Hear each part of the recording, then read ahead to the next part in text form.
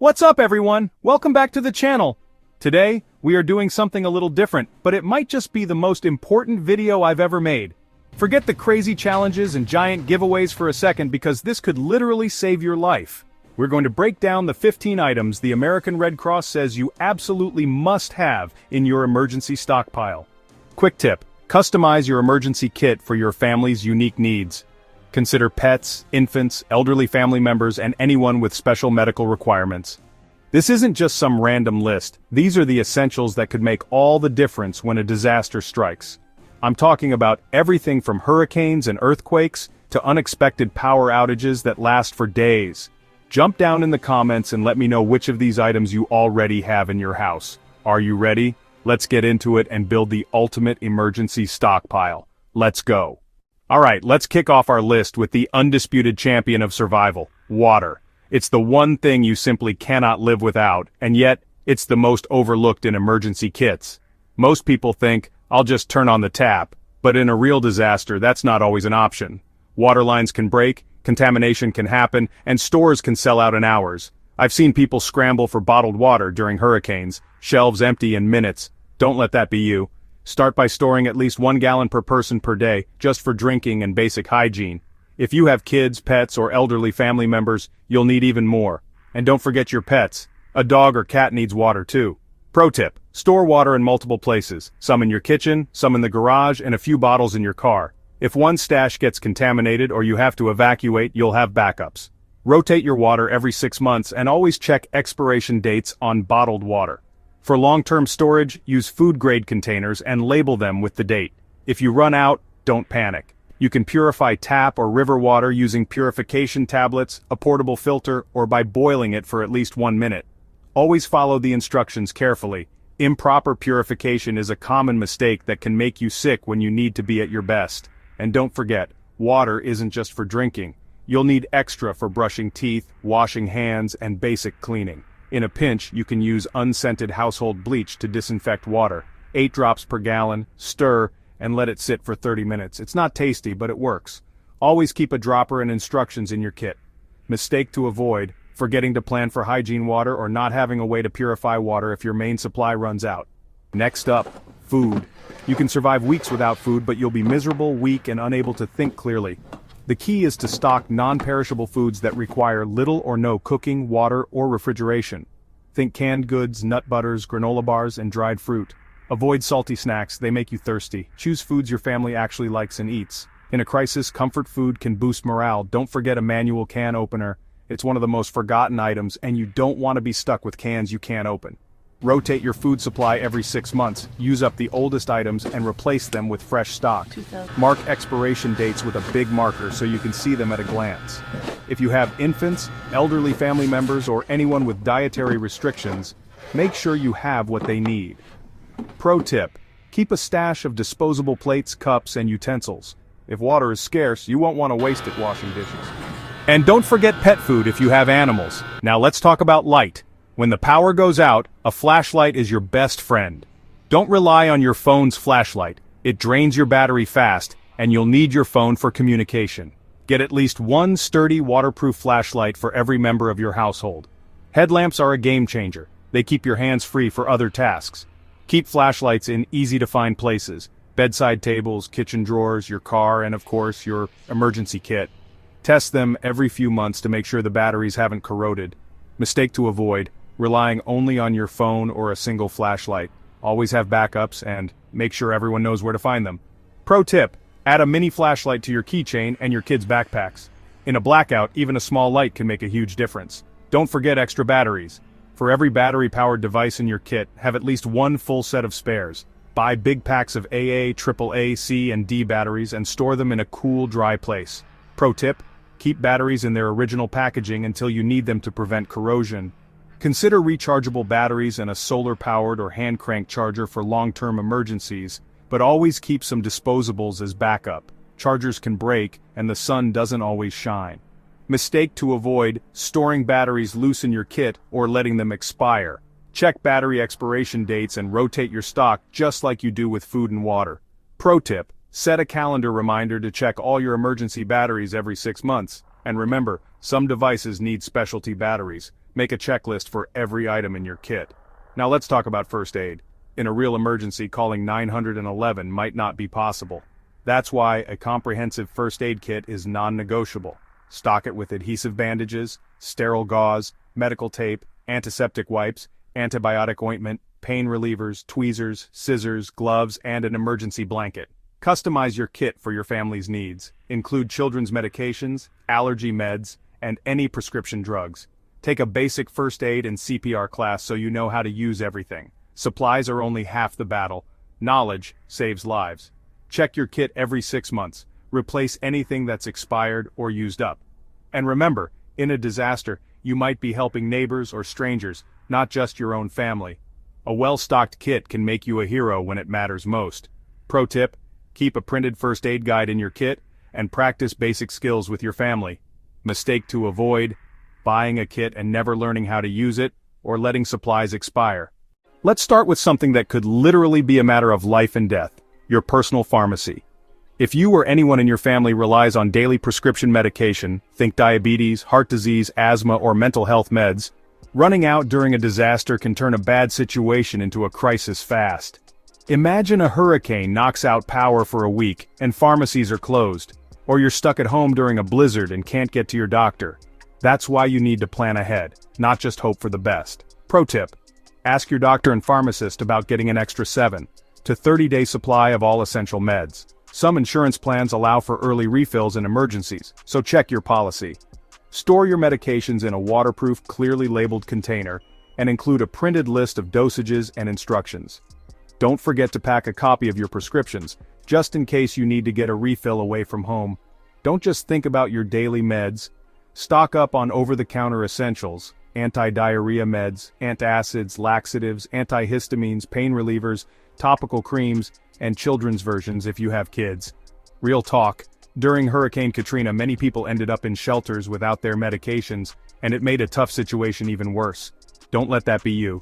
Mistake to avoid: letting meds expire or storing them in a hot car or damp basement. Keep everything in a cool, dry place and check expiration dates every few months. Set a calendar reminder and always rotate your supply. Use the oldest first, replace with new. Your health is non-negotiable. Next up, the multi-tool. This is your Swiss Army knife for emergencies. A good multi-tool can handle dozens of tasks: pliers for gripping and turning, a knife for cutting, screwdrivers for battery compartments, a can opener for food, scissors, and even a file. In a real-world blackout, I used mine to open cans, fix a broken flashlight, and even cut rope for a makeshift shelter. One compact tool replaces an entire toolbox. Don't cheap out. Buy a quality multi-tool from a reputable brand like Leatherman, Gerber, or Victorinox. Test it before you pack it. Make sure it's easy to open and close, and that you know how to use every feature. Keep one in your main kit, one in your car, and a small keychain version on your keys. Pro tip: add a mini flashlight and a whistle to your keychain for a complete micro-survival kit. Mistake to avoid: packing a multi-tool with tools you don't know how to use or one that's too bulky to carry. Choose one that fits your hand and your needs. And remember, if you're flying, keep it in your checked bag. TSA will confiscate it from your carry-on. Pro tip: watch online tutorials or practice with your multi-tool before an emergency. The more familiar you are, the faster you'll be able to use it when it counts. Now, let's talk about sanitation. It's not glamorous, but it's absolutely vital. When systems fail, no running water, no flushing toilets, sanitation items keep you healthy and prevent disease. Pack hand sanitizer, moist towelettes, soap, toothbrushes, toothpaste, heavy-duty garbage bags, and plastic ties. In the aftermath of major disasters, outbreaks of illness often start because people can't stay clean. Heavy-duty garbage bags are your secret weapon. They can double as ponchos, ground covers, makeshift rain shelters, or even emergency toilets. Line a bucket with a bag, add some absorbent material like kitty litter, and you've got a functional toilet. Not glamorous, but it beats getting sick. Always pack extra toilet paper and feminine hygiene products. These run out fast in emergencies. Mistake to avoid: forgetting to pack enough sanitation supplies or storing them where they'll get wet or moldy. Keep everything in a sealed plastic bin, and check your kit every 6 months. Staying clean keeps morale up and illness down. Don't skip this step. Pro tip: pack unscented baby wipes, extra soap, and menstrual hygiene products. If you have infants or elderly family members, include their specific needs. Good hygiene is your first defense against disease in a crisis. Let's move on to warmth and shelter, the emergency Mylar, or space, blanket. This little silver sheet reflects up to 90% of your body heat, is waterproof, windproof, and folds down to pocket size. In a real emergency, it can mean the difference between shivering all night and staying warm enough to think clearly. I've used one camping in freezing rain. It works. Use it for warmth, as a ground sheet, improvised shelter, or even as a signal to rescuers. Its shiny surface is visible from far away. Throw at least one per family member into your kits, cars, and backpacks. Pro tip, pack a few extra. They're cheap, light, and can be shared with neighbors or pets. Mistake to avoid: buying the cheapest blanket and never testing it. Open one up, see how it works, and practice folding it back. Some are noisy or tear easily. Read reviews and buy a trusted brand. And remember, these are for emergencies, not everyday camping. Pro tip, store blankets in Ziploc bags to keep them dry and compact. If you have pets, get a few extra. These can be lifesavers for animals too. Finally, the whistle. It's tiny, but in a real emergency, it can save your life. If you're trapped, lost, or need to signal for help, your voice will give out fast, but a whistle's sound carries much farther and never gets hoarse. In search and rescue, 3 blasts is the international distress signal. Practice this with your family so everyone knows what it means. Choose a P-less storm whistle that works when wet and won't freeze up. Attach one to every child's jacket and backpack and teach them it's a tool, not a toy. In real disasters, people have been rescued because rescuers heard a whistle when they couldn't hear a shout. Don't overlook this. Mistake to avoid: buying a cheap plastic whistle that cracks or jams. Test it, make sure it's loud, durable, and easy to blow. And remember, in a real emergency, a whistle can cut through chaos and bring help right to you. Pro tip: practice the 3-blast distress signal with your family. In a real emergency, this simple tool can make all the difference. After some disasters, the air itself can become your enemy. Wildfires, chemical spills, and volcanic eruptions can fill the air with dangerous particles you can't see, but your lungs will definitely feel. Even a house fire or construction accident can make the air hazardous in seconds. That's why item 11 is a dust mask, preferably an N95 or KN95 respirator. These masks filter out at least 95% of airborne particles, including smoke, dust, and even some viruses. Don't settle for a flimsy cloth mask, you need real protection. For children, look for certified child-sized respirators. Practice putting on your mask for a tight seal. If it's loose, it won't protect you. Do a fit test. Cover the mask with both hands and exhale sharply. If you feel air leaking, adjust the straps and nosepiece. Pack several masks per person and store them in a sealed bag to keep them clean and dry. Common mistake: waiting until disaster strikes to buy masks. During wildfires and pandemics, stores sell out fast. Buy your masks now and check expiration dates every year. If you have family members with breathing issues, talk to your doctor about the best options. Item 12, local maps. We all rely on our phones for navigation, but in a major disaster, cell towers can be damaged or overloaded. GPS might not work, and your favorite map app could be useless. Get paper maps of your local area, street, regional, and state. Highlight evacuation routes, hospitals, shelters, and family meeting points. Store them in a waterproof bag. Give a copy to every family member, including kids, and practice your evacuation plan together. Mistake to avoid: not updating your maps or plan. Roads and shelters can change. Review your plan every 6 months and update your maps if you move or travel often. For people with special needs, mark accessible routes and medical facilities. Item 13, your phone, chargers, and a backup power bank. Your phone is your lifeline for alerts, communication, and information, until the battery dies. Keep a dedicated cable and wall adapter in your kit, not just the one you use every day. Get a high-capacity power bank, at least 10,000 to 20,000 milliamp hours. For long outages, add a solar charger or hand crank charger. Test your gear every few months and recharge as needed. For families, pack extra charging cables and label them for each device. Common mistake: forgetting to check your power bank, only to find it dead when you need it most. Set a calendar reminder to check and recharge every 3 months. For people with medical devices, keep a backup battery and know where to find charging stations in your area. Item 14, important documents. In an emergency, you may need to prove your identity, file insurance claims, or access your bank account. If you don't have the right paperwork, you could be stuck for weeks. Make photocopies and digital backups of driver's licenses, passports, birth certificates, insurance policies, deeds, bank statements, prescriptions, and emergency contacts. Store paper copies in a waterproof pouch. And save encrypted digital copies to a password-protected USB drive and secure cloud storage. Pro tip: make a checklist of all the documents you need and review it with your family. Store originals in a fireproof safe at home, and keep copies in your emergency kit. For families with children or elderly, include guardianship papers, medical records, and special needs instructions. Mistake to avoid: letting documents get outdated or destroyed. Update your documents every 6 months, and keep digital backups current.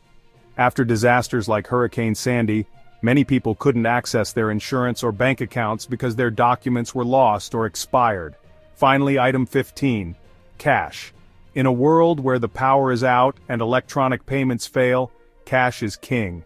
ATMs and card readers might be down for days or even weeks, and stores may only accept cash. Keep small bills, 1s, 5s, 10s, and 20s. Don't just stash hundreds. Most stores won't have change in a crisis. Have enough to cover basic needs for several days: gas, food, and maybe a cheap motel room.